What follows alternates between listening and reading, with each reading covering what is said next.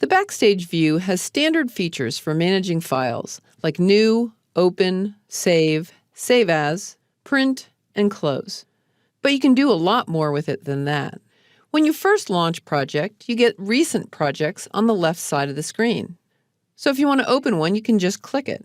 But on the right side of the screen, you see icons for creating new projects in different ways, like creating a blank project or a new one from an Excel workbook.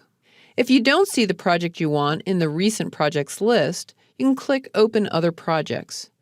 That'll let you browse through projects and even browse your entire computer to find the files that you want to open. So in the list of recent projects, if you point at a project that you want, you'll see that there's this push pin on the right side. Well, if you're working on a project for months, you want that project to always stay on this Recent Projects list. So the way you do that is to click the push pin. When it turns to vertical, that keeps it pinned to the top of this Recent Projects list. So if you want to open a project, just click it in the list, and it opens to the Task tab. But we're going to go back to the File tab because we want to see a few more things about the Backstage. So when a project is open and you go to the Backstage view, the first thing you see is the Info page. That provides some information about your project, like the start date and finish date, things like that. There's also a button for the Organizer. The Organizer is a feature that project uses to store things like views, reports, tables, all sorts of things that you might customize in your project. The New command takes you to the New page, and that gives you a lot of options for creating new files.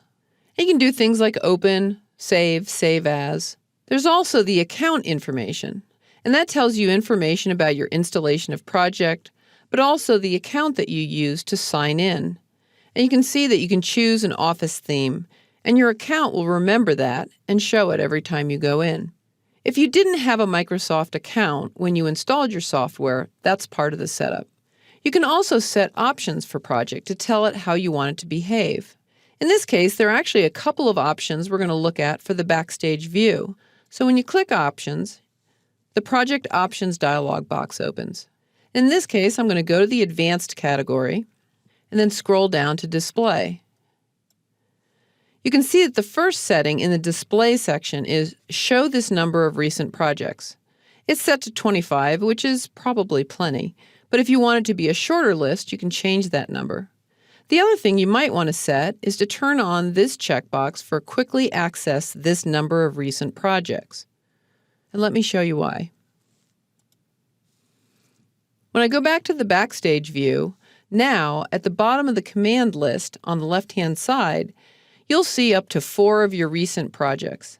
And that's probably the fastest way to reopen a project that you've worked on recently. So that's the Backstage view. You can set options or print views and reports. Just use the File tab to get there and start managing your files.